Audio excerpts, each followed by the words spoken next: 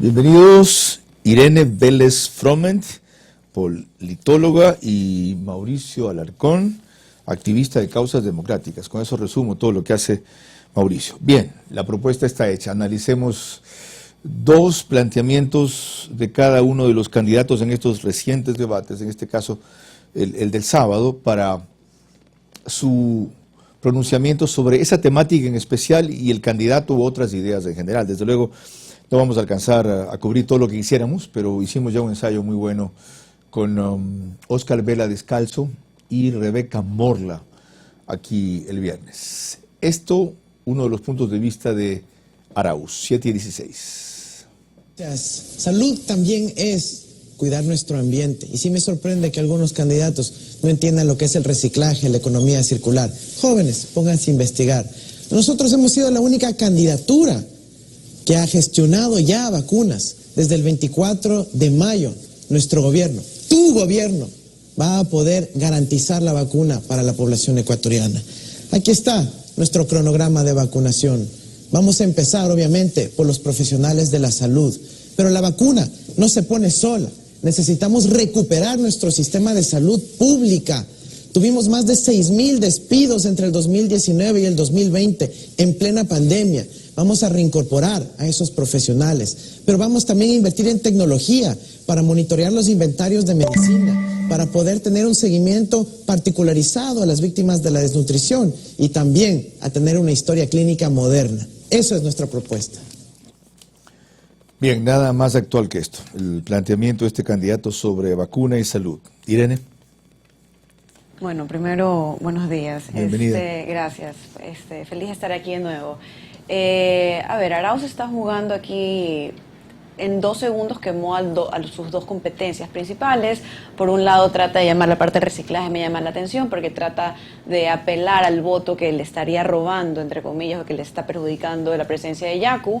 Y de ahí cuando habla de salud, evidentemente lo que trata es una vez más criticar al gobierno de Moreno, decir que todo lo malo con todo el sistema de salud y todas las consecuencias que hemos vivido durante esta pandemia no se forja durante la época del gobierno que lo están parando, sino que es simplemente un mal manejo del morenismo actual.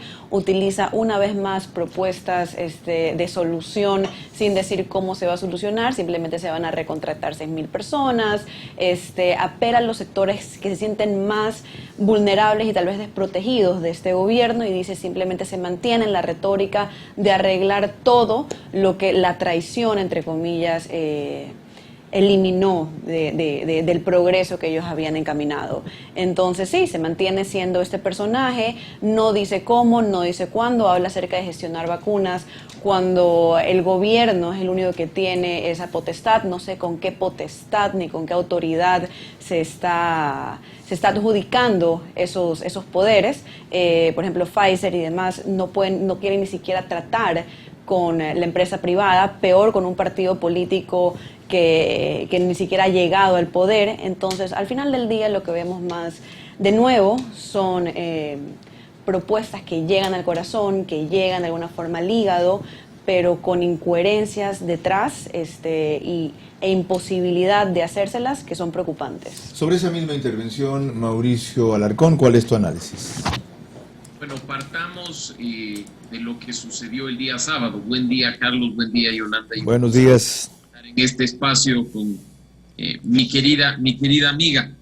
Partamos, como decía, de un hecho muy puntual. Muchos te dicen el qué, ninguno te dice el cómo, y coincido en ese sentido con Irene que probablemente el tiempo sea corto, pero incluso del punto último que nos mencionaba Irene, la respuesta la dio el día de ayer en una pregunta que nada tenía que ver, que él se reunió en Argentina para el tema de las vacunas con el presidente Fernández, en condición de futuro presidente de la República, una condición que no es otra cosa que una mera expectativa. Pero efectivamente esa intervención simplemente ha apelado al sentimiento. Por un lado, al sentimiento de desesperanza que en múltiples encuestas manifiestan los ecuatorianos, la inseguridad, la falta de empleo, la cuestión de la incertidumbre en el contexto de pandemia, y por otro, apelar a la nostalgia de la bonanza correísta. Recordemos que además no era una exposición ante una pregunta totalmente abierta, no era ¿qué opina usted de la salud?, como para que conteste sobre medio ambiente, reciclaje y demás, sino que se preguntaba específicamente sobre el abordaje, en este caso, de la pandemia. A los otros candidatos se les preguntó algunos asuntos muy similares.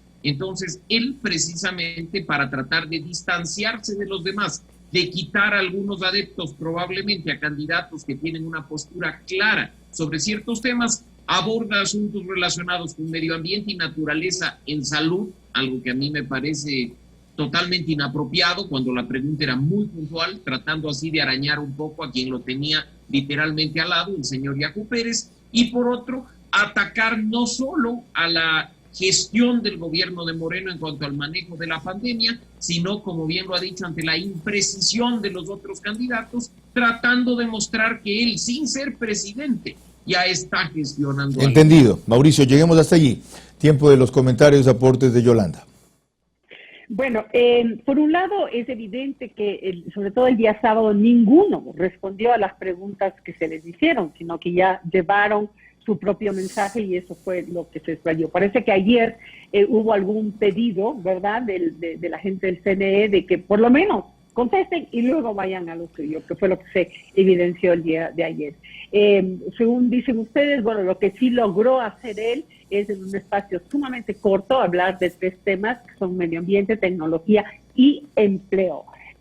Ahora, por otro lado, yo lo que quisiera también dejar sentado es el cambio de look, de imagen de Arauz. Esto llama la atención porque recuerden ustedes que en las campañas del presidente Correa, más bien lo que se estilaba era una imagen mucho más fresca, ¿verdad?, sin corbata, etcétera, y aquí lo que están haciendo es haciéndole ver mucho más serio, le han cortado el pelito, le ponen saco y corbata, colores oscuros. ¿Qué opinión les despierta esto con respecto a la imagen que están queriendo proyectar? ¿Qué es lo que no funcionó con la imagen anterior, que algunos han dado en llamar de peluche? Enseguida pasamos con eso. De mi parte solo algunas acotaciones. Tenemos un cronograma, dice él, de vacunación desde el 24 de mayo. Es irresponsable hacerlo sin saber de qué base parten.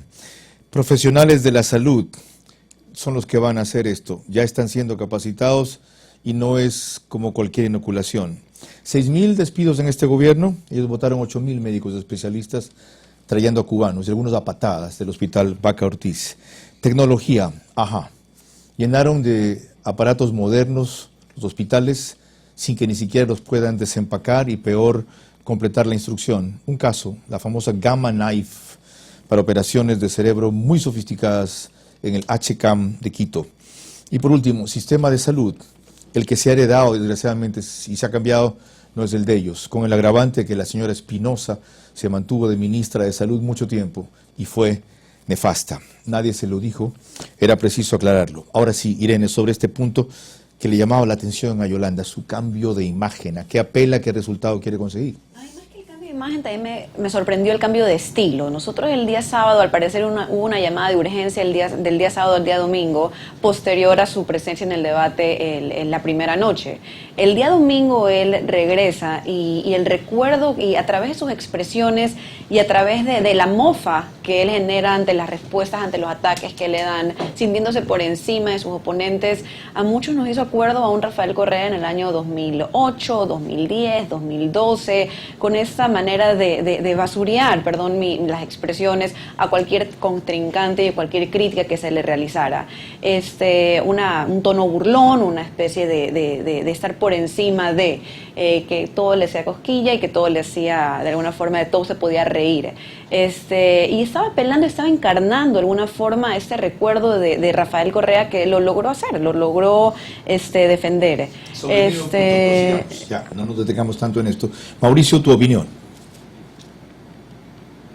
No se lo oí. Que Rafael Correa, cuando participó en los debates en 2006, se presentaba en campaña con camisa remangada y con un látigo, una correa, un cinturón en la mano, pero a los debates como el de la Cámara de Comercio de Guayaquil o el que se organizó entonces en el Teatro Sucre con CNN, acudió muy formalito de traje y corbata tratando de moderar su estilo, ¿no? Así es que simplemente esto obedece a las directrices que generalmente se recibe, tú lo conoces mejor que nadie, de los asesores políticos, considerando el target al que se apunta en función de los distintos programas, ¿no? Una cosa es un programa de radio distendido, otra un debate, ¿no? Y coincido con Irene, Carlos, en el sentido de que hay un antes y un después de entre sábado y domingo. El sábado vimos a un señor Arauz bastante descolocado, incluso evadiendo las respuestas, sin querer confrontar con los otros candidatos, cuando el domingo vimos incluso intervenciones con cierto aire de prepotencia, de esa prepotencia propia y característica del correísmo durante los últimos años. Según entiendo, porque en lo del sábado, de las mediciones que ellos hacen,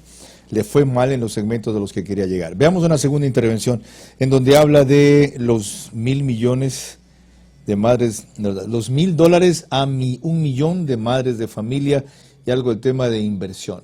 Aquí está. Arauz, ¿por qué usted se queda en el pasado? En cada intervención siempre se va a un gobierno anterior. Al revés, los ecuatorianos saben que lo que planteamos es recuperar el futuro. Pero el pueblo ecuatoriano tiene memoria y sabe que sí es posible tener un gobierno al servicio de sus ciudadanos, al servicio de su pueblo. Imagínense lo que hubiera sido la pandemia con un gobierno responsable, que sí ama a su pueblo y no entregado a los banqueros. No me puedo imaginar 4 años más entregado a los banqueros. Eso no permitamos eso, ecuatorianos. Ahora tenemos la oportunidad de que veamos simplemente lo que hicimos. Construimos 52 hospitales o los repotenciamos. Imagínense el manejo que hubiésemos tenido de la pandemia. Vimos cómo las madres han sufrido más que el resto en el marco de esta pandemia. Por eso ratificamos nuestra propuesta. Hay que dar una mano a la madre de familia ecuatoriana que nos está escuchando. Por eso la propuesta de $1.000 a 1 millón de madres de familia. Yo no sé por qué se oponen a algo que es tan importante. Reconstruyamos nuestro país. Ya lo hicimos una vez, luego del terremoto. Bien, un segundo tema. Irene. A ver, la primera cosa que me llama la atención es sobre, imagínense este gobierno con un gobierno, la pandemia con un gobierno responsable. Ni siquiera sé qué comentar sobre ese punto. Yo quisiera decir, imagínense esta pandemia con las instituciones de investigación que hubiéramos podido tener si no las hubieran cerrado en su época. Tuvimos que depender de una universidad para todo el país. Punto 1. Entonces, realmente ya no vale la pena estar desafiando cada una de sus tesis, sino solamente ir a lo puntual. Y creo que Yacu Pérez con esto lo puso muy bien. El discurso correísta el discurso de Arauz se basa en recuperemos el futuro, cuando realmente Yacu, en ese momento el candidato Pérez, derribó esa tesis al decirle, bueno, pero ¿qué tal si recuperamos lo robado del pasado? Entonces, sí, cita. Excelente. Entonces, no la tenemos, o no sé si la tenemos más adelante. Después hablamos de Yacu, pasemos ahorita a la misma opinión de Mauricio sobre lo que acabamos de ver. Yo no quiero ni imaginarme lo que hubiera sido el manejo de la pandemia en manos del gobierno anterior. Creo que lo vivimos bastante de cerca cuando el terremoto en Manabí, y pues probablemente hubieran dicho que como las arcas del Estado estaban quebradas era necesario subir impuestos, subir el IVA 2 puntos más. En esta intervención de Arauz incluso se menciona una cifra que ya ha sido desmentida a través de la verificación, de que no hay tales 52 hospitales ni construidos ni repotenciados, que es un menor. Y una cosa que creo que es importante, el discurso de Arauz va cambiando con el tiempo. Cuando propuso el tema de los $1.000 en el mes de diciembre, hasta pocos días atrás, cuando empieza a criticarse de manera formal el formulario que está disponible para los ciudadanos, se habla de familias, se habla de jóvenes, se habla de desempleados. Ayer ya habló de $1.000 a las mujeres. Entonces terminaremos quizá viendo $1.000 a las mujeres menores de 25 años de estrato socioeconómico y empezarán a pulir el tema porque saben que, aunque nos digan lo contrario, es una propuesta demagógica, ayer quedó en evidencia ello, que por supuesto lo único que busca es pescar los votos que faltan para consolidarse en una segunda. Interesante aclaración. Yolanda, tus acotaciones y comentarios de esta parte.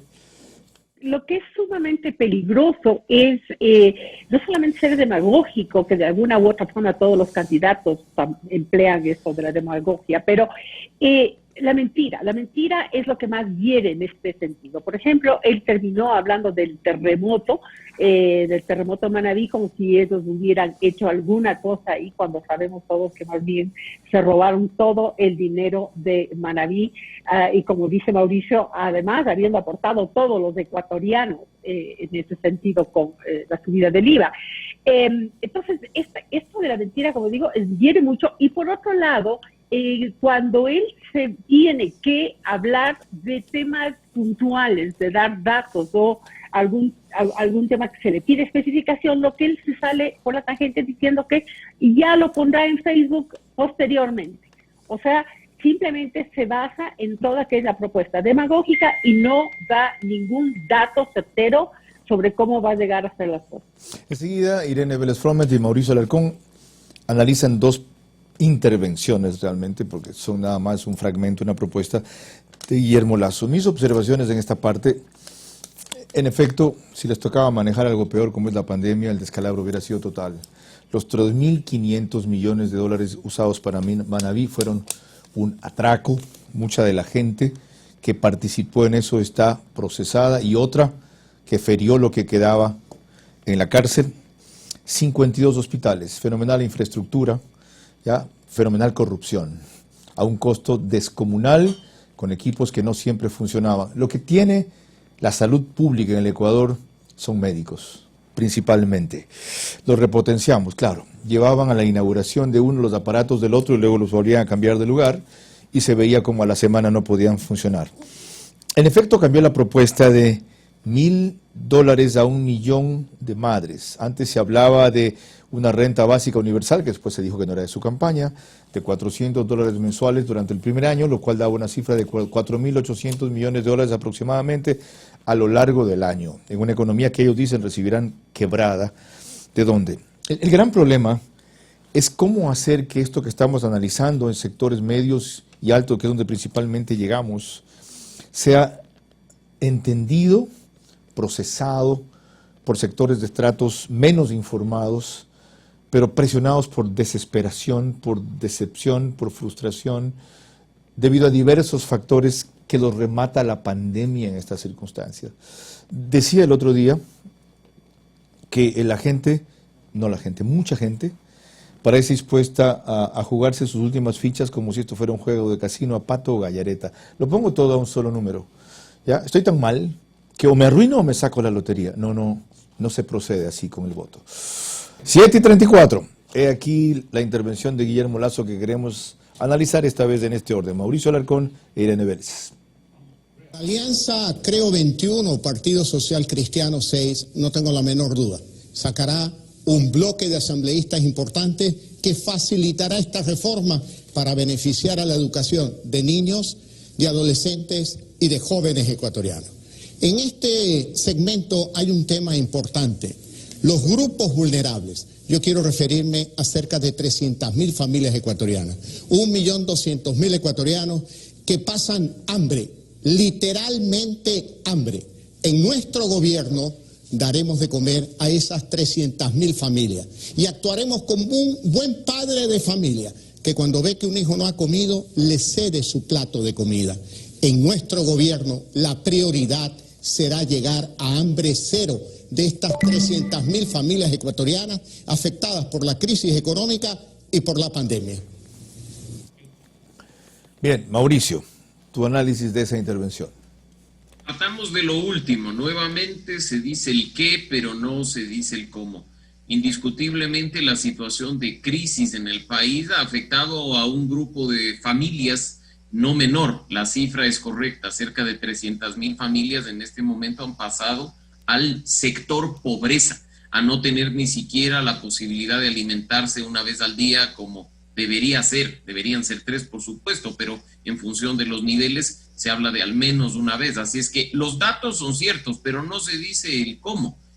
Queremos llegar al hambre cero. ¿Cómo? No es cuestión de usar una frase tan demagógica como la que usaban los padres con sus hijos, de me voy a sacar la cuchara de la boca para alimentarte. ¿De qué estamos hablando? ¿Cómo se lo va a hacer? ¿Con qué recursos? ¿Con qué acciones? Además, cuando menciona grupos vulnerables, creo que comete un error, porque no únicamente población o grupo vulnerable es el de los pobres. Hay otros grupos vulnerables que lamentablemente no hemos escuchado por parte del señor Guillermo Lasso en cuanto a qué hacer y cómo hacer. Ayer se abordó, por ejemplo, temas de violencia de género. Hubiera sido muy interesante escuchar su postura, o situaciones que otros candidatos abordaron en cuanto a pueblos y nacionalidades indígenas o grupos afroecuatorianos. Gracias, Finalmente, Mauricio. Prosigamos con la misma brevedad. Después, sigamos con brevedad, por favor. Irene. Bueno, lo que a mí me llama la atención es un cambio en el discurso de un Guillermo Lasso en campañas anteriores al actual. Es la primera vez que da un discurso, que tiene un discurso tan paternalista. En un momento incluso habla acerca de él como un Estado padre que quita para dar. Es primera vez que habla sobre hambre cero. Lo que se entiende antes era más sobre quitar impuestos y dejar al ciudadano libre. Ha cambiado un poco en este énfasis a donde le está haciendo. Esto aquí simboliza dos cosas. O la primera, el nivel de crisis en la que se encuentra en el país, o la segunda, que es que su competencia puede estar llegando a través de propuestas, entre comillas, demagógicas, de una forma más interesante y penetrante en la sociedad. Yolanda, tus aportes y comentarios de esta primera parte. Muy rápidamente, ¿cuál es la diferencia entre una propuesta de 300.000, de cero hambre para 300.000 familias en el Ecuador y $1.000 para madres de familia? La diferencia está en la credibilidad de quien lo dice y la experiencia adquirida con anterioridad. Una cosa es que nos lo diga alguien que ha sido exitoso en la vida y que ha demostrado una trayectoria limpia, y otra cosa es que lo diga quien lo está diciendo, el candidato Arauz, quien, más allá de su juventud, que eso no es ningún óbice para ser candidato a la presidencia, ha tenido muy poca experiencia en el ámbito público y tampoco tiene mucho que enseñar en el privado. Coincido con los vacíos que ustedes encuentran, Irene y Mauricio, en esa intervención, y creo que es falta de una práctica mayor para aprovechar al máximo el minuto que te deja, o los 2 minutos, un formato como este para incluir lo que faltó, el cómo. Por ejemplo, ¿por qué de repente el paso al asistencialismo si la vía fue otra, el crecimiento de la economía? Lo importante fue lo menos destacado. De lo que yo sepa, es la primera candidatura que identifica, dentro de esto que denomina grupos vulnerables, el sector en emergencia. Hay 300.000 familias que pasan hambre. Emula lo de cero hambre de Lula, por ejemplo, en Brasil. Yo creo que, como decía Irene también, se han dado cuenta que hay un sector que le está ganando el electorado con propuestas absolutamente irreales. ¿Saben lo que están haciendo sus rivales? Uno de ellos. Como ellos ofrecen conectividad y teleeducación, están ofreciendo gigas, porque han detectado que aún en casas de segmentos muy populares hay 3 celulares por casa. Entonces, hasta que le lleguen las tablets, que es la propuesta de ellos, la conectividad que se instale, que toma un tiempo, los otros dicen gigas. O sea, inmediatamente te habilitamos el uso de tu dispositivo electrónico. ¿Quién creen que está atrás de eso? Vinicio Alvarado, por supuesto. La otra intervención de Guillermo Lasso es esta. Una economía es como un avión que tiene 2 motores para volar muy alto, para poder crecer, para generar inversión, para crear empleo, para facilitar el emprendimiento y generar ingresos para la familia ecuatoriana. El un motor simboliza la economía privada, de la cual hablaré más adelante. El otro motor simboliza la economía pública, la economía del Estado. Ese motor está averiado. ¿Por qué? Primero, porque no tiene liquidez. Está atrasado en el pago de sueldos y salarios, sus obligaciones con la seguridad social y con los GATS. En segundo lugar, está sobreendeudado. La deuda es un peso muy grande en su economía. En tercer lugar, es ineficiente. En cuarto lugar, está cooptado por la corrupción. Y esto es consecuencia de la mala administración de los últimos 14 años en el Ecuador. Por lo tanto, ese Estado tiene que cambiar. En primer lugar, no hay que subir impuestos. Todo lo contrario. Hay que bajar determinados impuestos, como el impuesto a la salida de divisas. Hay que aumentar la producción petrolera. Hay que ser más eficiente en el uso de la energía eléctrica. Hay que aprovechar los minerales que tiene el Ecuador respetando el medio ambiente. Y además, ese Estado tiene más de 400 empresas públicas, todas deficitarias y mal administradas en su gran mayoría. Por eso necesitamos un gobierno... Bien. Hasta allí, solo les pido más brevedad. Mauricio. Directo al grano. Coincidencia total en el motor averiado por falta de liquidez, por el gran aparato que representa el Estado. Utiliza nuevamente Lazo la analogía que ya la venía repitiendo en últimos espacios de discusión, la del avión de dos motores. Si un avión tiene solamente un motor en funcionamiento, planea, pero corre el riesgo de estrellarse, y precisamente ocurre lo mismo con la economía. Si bien en estas afirmaciones que hizo hay errores, como hablar de más de 400 empresas públicas en el gobierno, es una afirmación incorrecta. Hay que reconocerle al gobierno de Moreno que al menos por ese lado hubo liquidación de empresas que no servían para sus efectos prácticos y que el Estado es un pésimo empresario, pero creo que independientemente de lo que pensemos en la posición del señor Lazo, expuso bastante bien en el tiempo que se le dio cómo poder reactivar estos dos motores para que se pueda lograr algún resultado. Y creo que eso se basa en su experiencia personal de generación de riqueza, ¿no? Irene. Bien, Guillermo Lazo, la parte buena de su estrategia es llevarlo al campo de la administración, para que el ciudadano entienda que esto es un problema de haber administrado malos recursos, donde él sí tiene una imagen que su experiencia habla por él mismo. Así que por esa parte, semióticamente, podría ser efectivo. Sin embargo, la explicación, si bien podríamos decir aquí se encuentra lógica, es clara y demás, hay que ver si llega a un electorado que es donde debe estar llegando. A propósito de esto último, enseguida, Yolanda, es la primera vez que hay un debate con ese alcance, es decir, hubo cadena nacional de radio y televisión, y es la primera vez que se tenía la oportunidad de llegar a sectores populares que ven mucha televisión abierta. 40% de lo que denominan pueblo ve televisión por televisión abierta, si no es más. No tienen el medio que está transmitiendo lo nuestro ahora, es decir, cableras. ¿Y qué decir de radio? Me refiero a las dos que retransmiten Veraz, Caravana, gran entrada popular, sobre todo por el fútbol, y Di-Blue, 88.9. Y en ese sentido, no creo que segmentó su intervención lo necesario para a ese sector comunicarle lo mismo en otro lenguaje.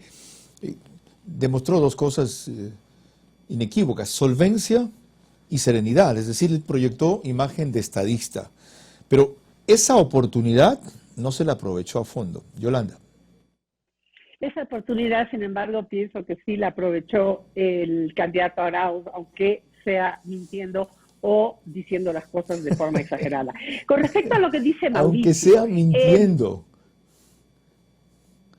Yo pienso, y lo dije anteriormente, o sea, yo pienso que ha habido mentiras en lo que dice, igual que hubo en el gobierno de Rafael Correa permanentemente. Okay. A ver, con respecto a lo que decía Mauricio de que el candidato Lazo repite esta analogía del avión, en campañas políticas es básico la repetición de consignas y propuestas, y eso es específicamente lo que hace Guillermo Lazo a rajatabla. Lo importante de esto es que la analogía él la aterriza a cosas concretas y que realmente son básicas entre todas para dar a entender que se requiere un gobierno con responsabilidad. Habla de la bajada de impuestos, petróleo, energía, minerales y empresa pública. Yo creo que quizás hubo un gazapo que hubo tantos en estos 2 días que deberíamos recolectarlos para entretenimiento del público, pero seguramente se refería a instituciones públicas, yo me atrevo a decir.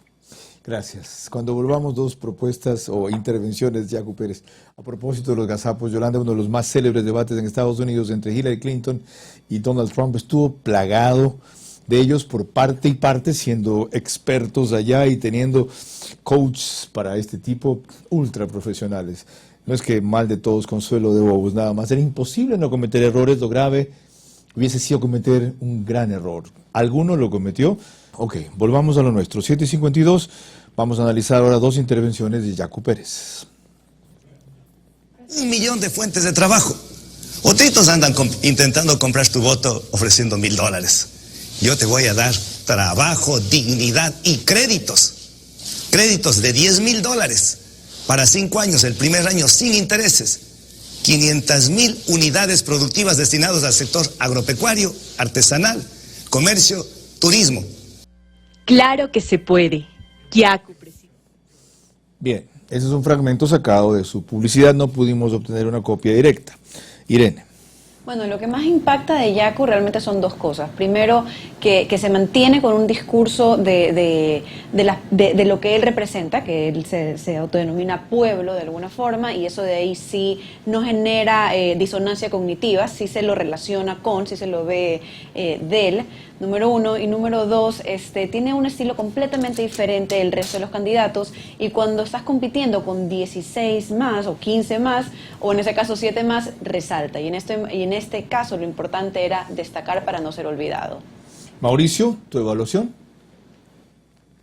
Era Yaku Pérez en los debates privados anteriores para poder establecer una comparación, pero sin duda sus intervenciones han dejado un buen sabor de boca durante el fin de semana. Creo que además se ha desmitificado para ciertos grupos este hecho de que es una ideología radical de izquierda, como se pretende hacer creer, es estar representada por otro candidato, por el señor Arauz, y ha sido grato escuchar en una línea más bien liberal al señor Pérez hablar de no dar pescado, sino de enseñar a pescar, e incluso hablar de créditos, y ojo, no créditos a 0% de interés como demagógicamente hablan otros candidatos, sino créditos incluso ya con un tiempo específico, con miras a generar nuevas industrias pequeñas, nuevos negocios, microempresas. Así es que en lo personal creo que esta intervención no se queda simplemente además en el qué, sino que aborda en alguna medida el cómo, a diferencia de los candidatos anteriores. Tus observaciones y comentarios, Yolanda.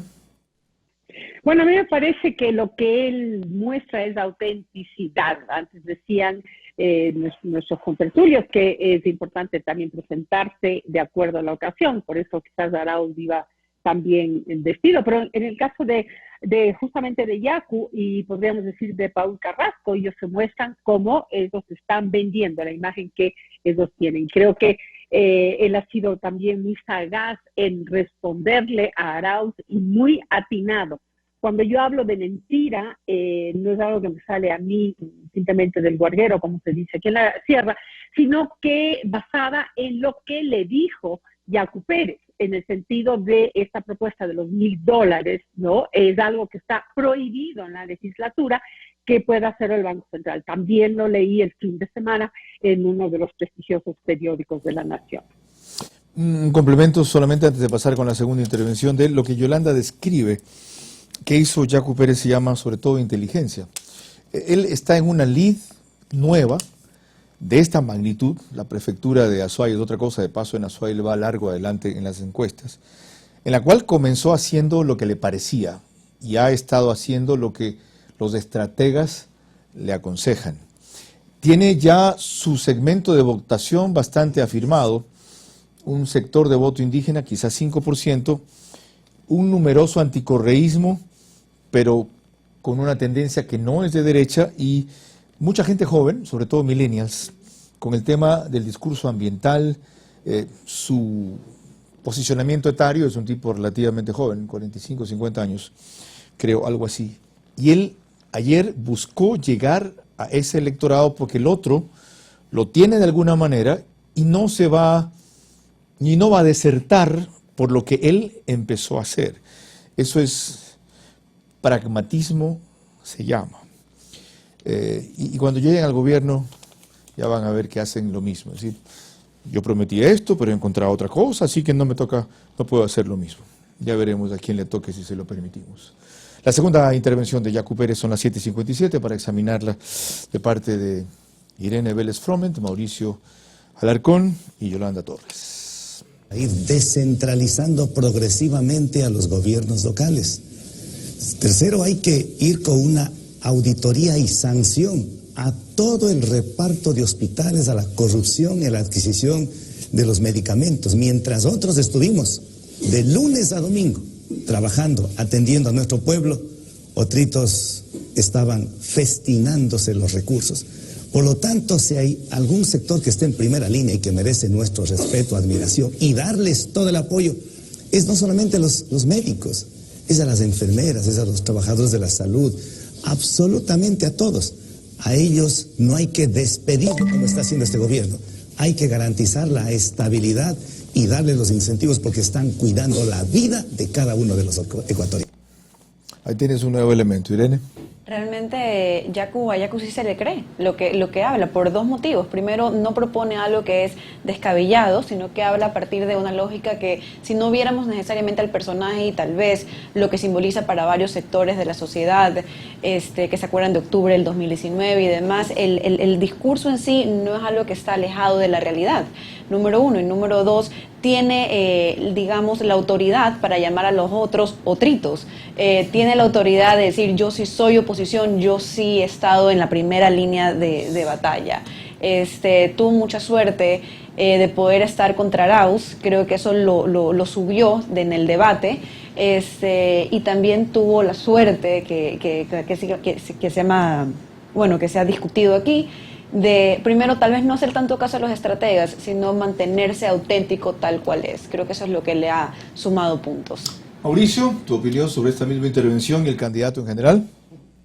Dos puntos destacados de la intervención. Por un lado, hablar de un tema que preocupa, de acuerdo a sondeos y estudios de opinión a los ecuatorianos, que es precisamente el de la descentralización.